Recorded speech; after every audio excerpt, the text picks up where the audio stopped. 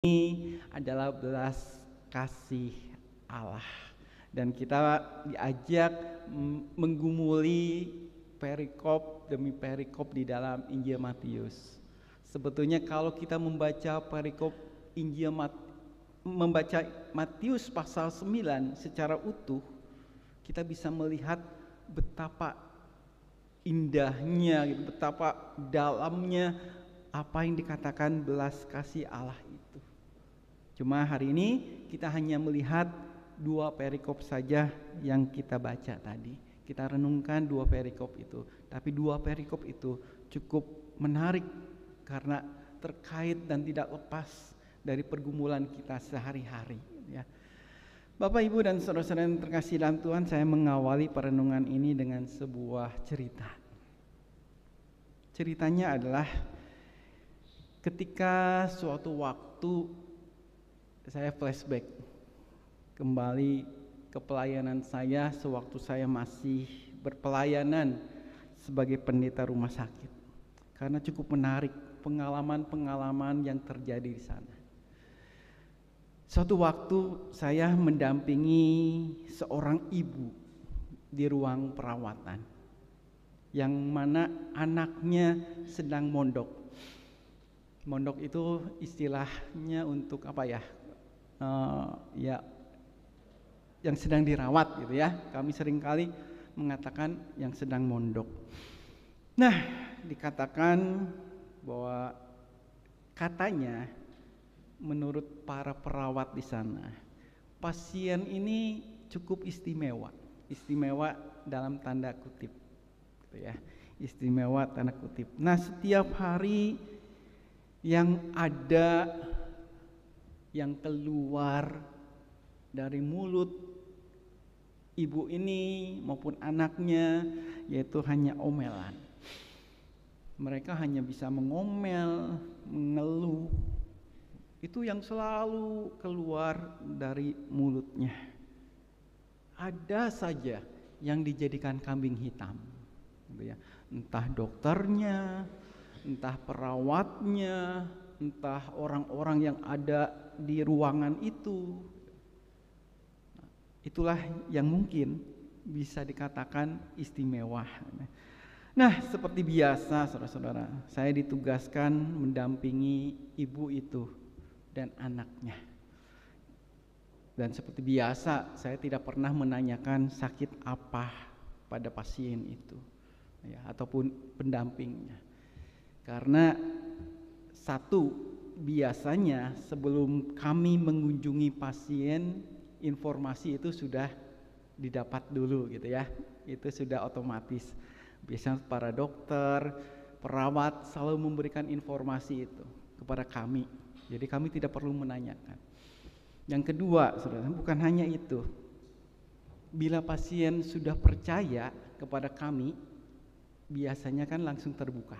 Langsung ngomong, langsung cerita sendiri apa yang ia rasakan, apa yang ia derita, gitu ya. Dan yang ketiga, saudara-saudara, biasanya kan bagi kami para konselor, yang jadi fokus bukan penyakitnya. Karena penyakit itu sudah urusan dokter, perawat, gitu ya. Itu bukan urusan kami. Bagi kami, jauh lebih penting adalah mengetahui bagaimana manusianya. Itu yang selalu ditekankan oleh kami para konselor di rumah sakit. Bagi kami jauh lebih penting mengetahui manusianya seperti apa. Lebih penting mengetahui mereka itu seperti apa daripada penyakitnya. Jadi dari sosok manusia-manusia yang kami hampiri, kami datangi, kita bisa melihat bagaimana pola mereka berpikir, bagaimana pola mereka berperilaku, ya. Karena pola pikir dan perilaku itu ternyata berpengaruh pada kesembuhan pasien. Jadi pola pikirnya, perilakunya kalau tidak diubah, penyakit apapun tidak akan sembuh. diberi obat yang mahal sekalipun sia-sia jika pola hidupnya, perilakunya tidak diubah. Ya, percuma mahal-mahal diberikan obat untuk mengobati sakitnya. Tapi kok dia tidak mau mengubah pola makannya, misalnya kan udah tahu dia diabetes gitu ya, tapi dia tidak mau mengubah pola makannya yang baik dengan benar, ya percuma dikasih obat apapun gitu. Dikasih arahan oleh dokter, dirawat oleh perawat apapun percuma. Nah, Bapak Ibu dan saudara-saudara yang terkasih di dalam Tuhan, itu yang terjadi betul ketika saya ada di ruangan tuh. Wah, omelan, keluhan bermacam-macam keluar. Kami hanya diam, gitu ya. Saya hanya diam, menyimak, memperhatikan. Tapi ada yang menarik di akhir percakapan itu. Saya ingat ketika mendampingi pasien itu, yaitu apalagi ketika membahas tema ini, kalimatnya demikian. Apa iya ya, Tuhan itu tidak kasihan sama aku, sama anakku. Luar biasa loh. Kalimat itu selalu menjadi topik yang menarik untuk dibahas. Karena di rumah sakit BTS itu ada 4 konselor gitu ya, 2 pendeta. Kami selalu membahas apa yang menjadi pergumulan para pasien. Dan kalimat ini menjadi kalimat yang saya selalu terngiang. Apa iya ya, Tuhan itu tidak kasihan sama aku, sama anakku. Itu merupakan sebuah cerminan pergumulan yang sangat dalam dari orang yang sakit. Nah, Bapak Ibu dan saudara-saudara yang terkasih di dalam Tuhan, cerita tadi yang saya sampaikan, saya rasa itu juga pernah saudara alami ya. Betul ya? Pernah mengungkapkan kalimat itu ketika saudara sakit? Oh iya ya, kok Tuhan tidak kasihan ya sama aku? Kok aku sakit ini, kok aku dibiarkan? Aku sudah doa, kok masih belum sembuh? Bapak Ibu dan saudara-saudara yang terkasih di dalam Tuhan, ya saya katakan bisa jadi yang keluar adalah omelan, keluhan-keluhan yang tidak pernah ada selesainya. Setiap hari selalu itu kita dengungkan, rasanya doa-doa kita itu berlalu begitu saja. Dan kita selalu bertanya, apa Tuhan tuh masih mendengar doa kita? Apakah Tuhan masih peduli dengan kita? Itu sebuah pergumulan, hanya sedikit atau satu pergumulan yang ada di dalam realita kehidupan kita saat ini. Siapapun pernah mengalami, termasuk juga saya, bisa jadi. Saat ini saya mengajak kita belajar dari kisah yang disampaikan oleh Injil Matius. Ada 3 sosok tokoh yang ditampilkan yang mendapatkan sorotan Matius atau penulis Matius ini. 3 tokoh ini adalah 3 tokoh yang mengalami, yang merasakan belas kasih Allah. Yang pertama, saya ngacak aja. Saya hanya ngangkat satu sosok perempuan yang dicatat di dalam Injil Matius ini. Sosok perempuan yang sakit pendarahan selama berapa tahun? 12 tahun. Bayangkan 12 tahun dengan sakit yang tidak ringan, dan tentunya sakit pendarahan ini bukan sakit yang enteng, yang membuat si perempuan ini pun pasti tidak nyaman.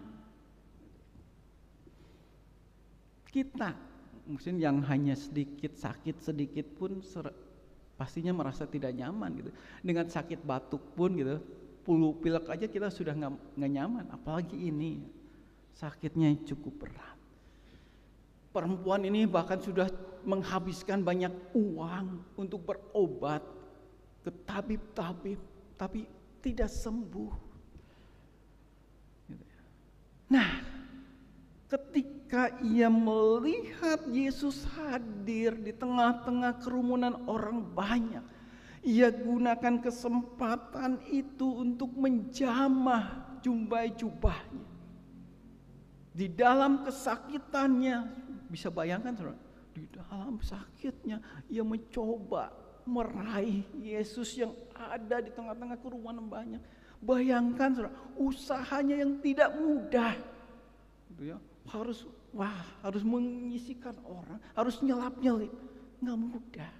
Tapi ia dengan berusaha, dengan kuat, dengan imannya, dengan keyakinannya, asa aku jamah jubahnya, aku sembuh. Luar biasa. Tuhan Yesus merasakan ada kekuatan, ada kuasa yang keluar dari dirinya. Dan ia melirik pada perempuan itu. Tapi dia tidak marah. Ia tidak marah. Ia malah meneguhkan perempuan itu. Apa yang ia katakan? Teguhkanlah hatimu, hai anakku. Imanmu telah menyelamatkanmu. Bapak, Ibu, dan saudara-saudara yang terkasih di dalam Tuhan, itu adalah kisah atau kejadian ketika Tuhan Yesus hendak berangkat ke rumah kepala rumah ibadat yang meminta pertolongan pada Tuhan karena anak perempuannya meninggal. Gitu ya. Nah, itu terjadi satu kisah, satu rangkaian dua kisah. Apa yang kita pelajari dari perempuan ini? Dari kisah ini kita bisa belajar bahwa perempuan ini adalah orang yang tidak melekatkan pikirannya, fokusnya pada sakit yang ia alami. Fokusnya, perhatiannya, pikirannya kala itu adalah dia, yaitu Yesus. Ia tidak ngomel, ia tidak ngedumel, ia tidak mengeluh, tapi ia menghidupi imannya pada Yesus. Asaku jamah jubahnya, aku sembuh. Sebuah tindakan iman yang luar biasa. Tema kita hari ini, saudara, bicara soal belas kasih Allah. Belas kasih Tuhan. Apa itu belas kasih? Pernah dengar? Ada yang pernah dengar kata ini? Belas kasih? Belas kasih ini, kalau menurut buku ini, saya sempat melihat cukup menarik apa yang disampaikan oleh penulis. Ternyata belas kasih itu berasal dari, kalau bahasa Inggrisnya, compassion. Pernah dengar ya kalau compassion ya, karena sering didengar. Apa itu compassion?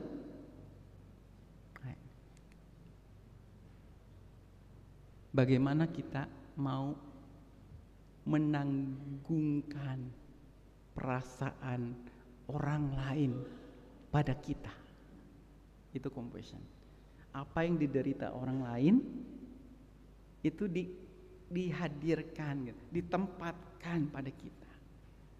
Itu belas kasih. Dan kalau bahasa psikologinya itu lebih pada empati, gitu ya.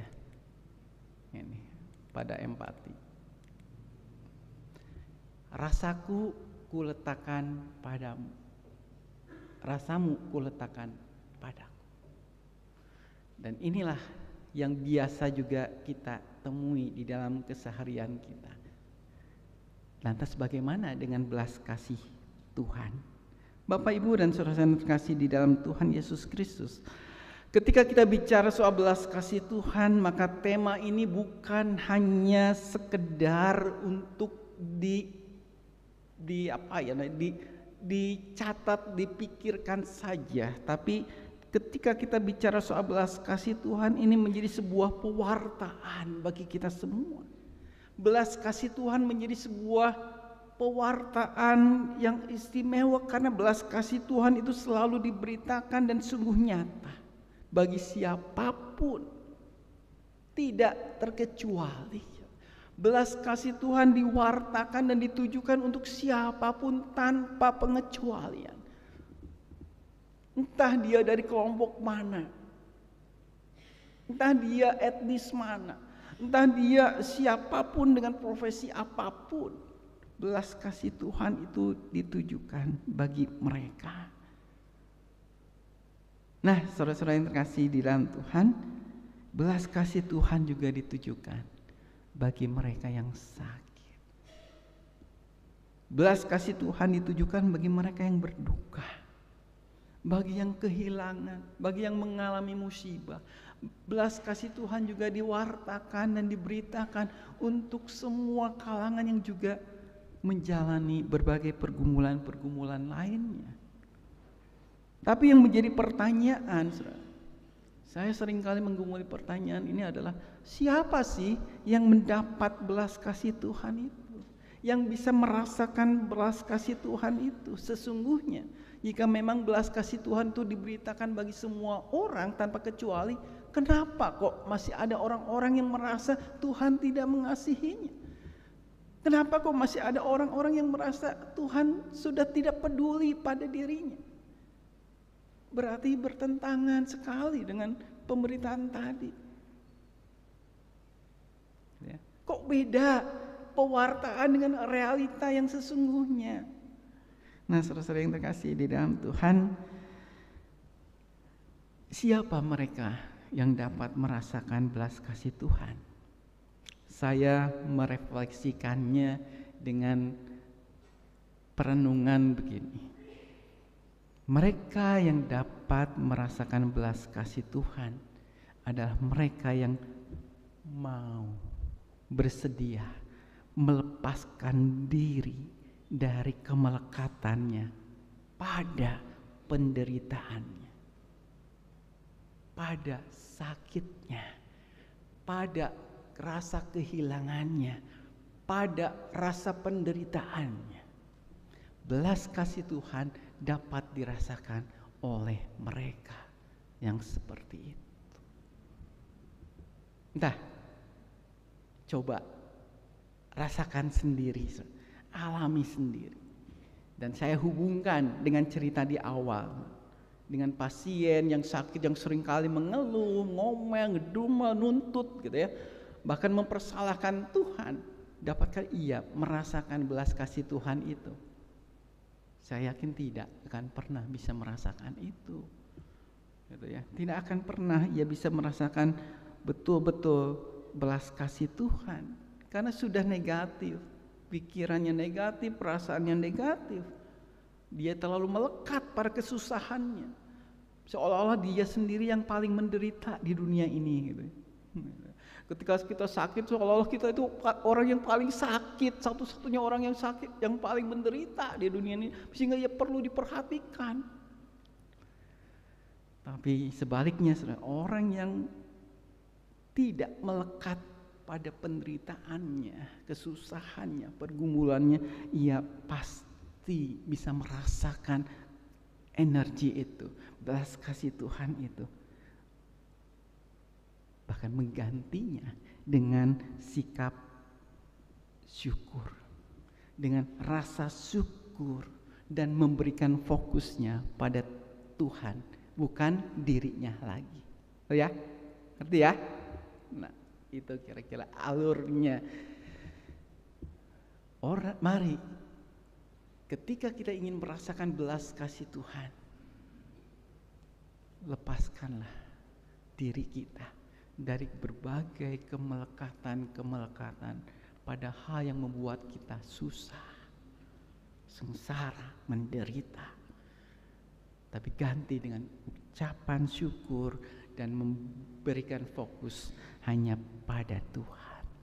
Seperti orang Indonesia seneng loh ya, ketika sakit atau jatuh, tangannya lecet, untung tangannya yang lecet, bukan yang lainnya tuh ya.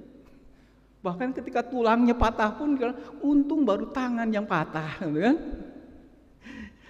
Gitu. Orang Indonesia seperti itu ya, rata-ratanya kayak bagus juga gitu kasusnya. Saya ketika tabrakan dan dirawat di rumah sakit, kelingking saya patah nih.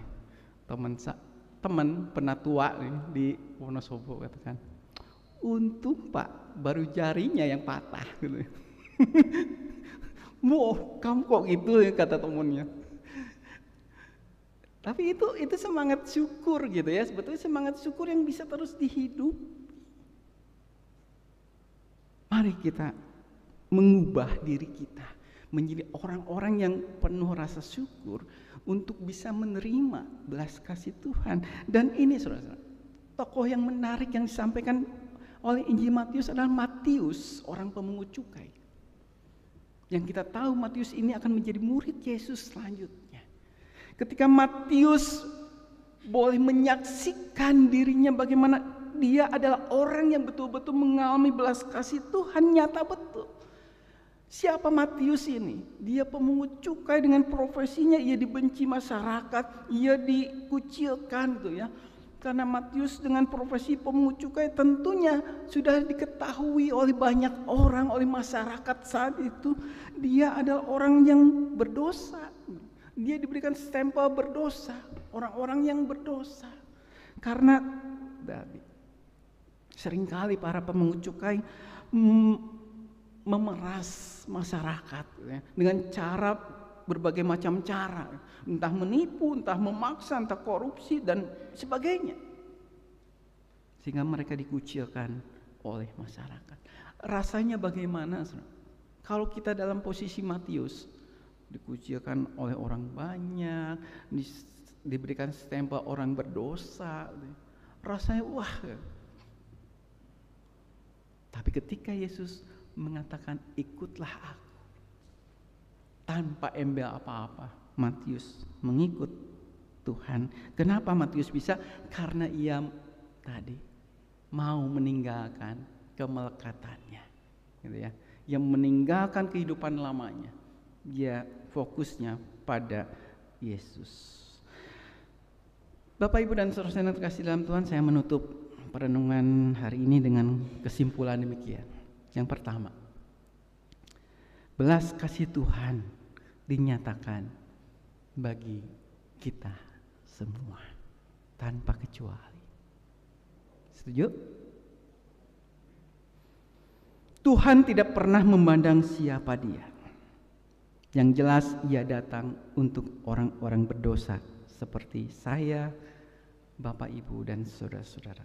Ia menyatakan belas kasih-Nya pada orang-orang yang menderita, orang-orang yang sakit, orang-orang yang bergumul. Yang kedua,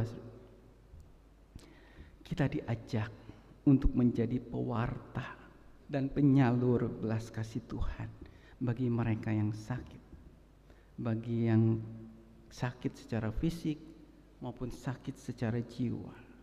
Kita semua diajak untuk menjadi pewarta, penyalur belas kasih Tuhan itu. Gereja hadir untuk merangkul mereka yang terbuang. Gereja hadir menjadi pewarta sukacita bagi mereka yang menderita. Pertanyaannya adalah, sudahkah kita menjadi pewarta dan penyalur belas kasih Tuhan? Pertama-tama tentunya harus saudara mengalami terlebih dahulu sebelum menjadi pewarta dan penyalur belas kasih Tuhan. Itu. Rasakan dulu, alami dulu. Karena kalau kita tidak pernah mengalami, nggak mungkin bisa melakukan itu. Nggak mungkin kita bisa bersaksi. Ya. Kesaksian kita, pewartaan kita menjadi kesaksian yang bohong, palsu. Tapi ketika kita mengalami itu, yang keluar dari hati kita, mulut kita, tindakan kita, itu betul-betul cerminan kasih Tuhan. Banyak orang sakit di sekitar kita. Wartakan kabar sukacita itu. Tuhan mengasihimu. Tuhan menyatakan belas kasih. Tuhan tidak pernah meninggalkanmu. Kuatkan hatimu, teguhkan hatimu. Tuhan Yesus memberkati. Amin. Mari kita bersatu.